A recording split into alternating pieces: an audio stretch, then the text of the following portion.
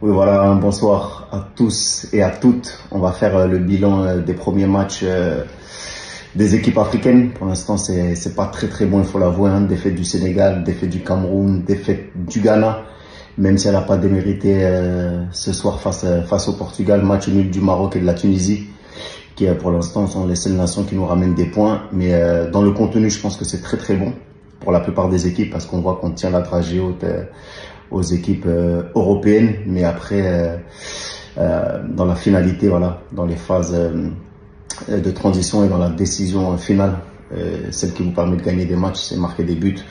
On n'a pas été très bon, même si le Ghana a réussi à marquer 2 buts ce soir face aux Portugais. Voilà, l'équation maintenant, elle est simple.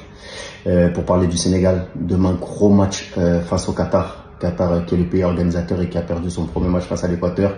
Il faudra absolument s'imposer pour espérer rester dans la compétition. Parce que aujourd'hui, les champions d'Afrique, avec une défaite, seraient éliminés. Et le Qatar, qui est le pays organisateur, avec une défaite également, normalement, 2 matchs de défaite, vous sortez de la compétition. Donc l'enjeu, c'est de sortir les Qataris qui ont organisé cette Coupe du Monde de chez eux. On a beaucoup parlé des migrants. Voilà, il y a une équipe africaine qui est là et qui peut, entre guillemets, faire le travail pour ce qui s'est passé là-bas.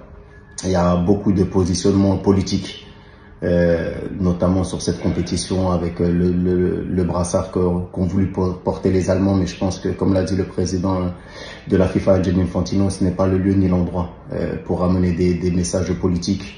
On est dans un pays musulman, il faut respecter ses coutumes, il faut respecter ses traditions et penser à jouer au foot. Voilà, c'est quelque chose de très important. En tout cas, le Sénégal doit être la locomotive du continent. Voilà, c'est elle qui doit tirer le wagon. On est champion d'Afrique.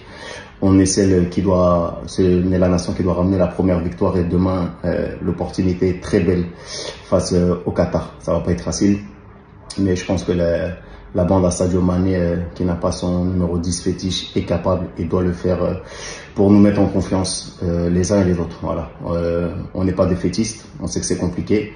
On sait qu'on a 5 entraîneurs nationaux pour les 5 nations qui sont là. Et il faudra absolument que nous sortions des phases de poule et qu'on ne répète pas ce qui s'est passé malheureusement en 2018 où les 5 nations africaines n'avaient pas passé le cap du premier tour. Voilà, il y a une grosse responsabilité, c'est difficile, c'est la Coupe du Monde, on s'y attendait, mais je pense qu'en ajustant un petit peu nos violons, on est capable d'avoir un certain récital et de jouer une mélodie plus suave pour tout le continent. Voilà, en tout cas, c'était une petite vidéo rapide.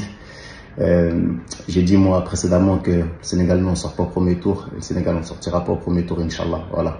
On compte demain sur une victoire, on compte sur toutes les équipes africaines pour voilà, nous donner de la force et montrer que notre football avance sur le continent avec des joueurs de classe mondiale. Voilà, nos prières vous accompagnent les Lions.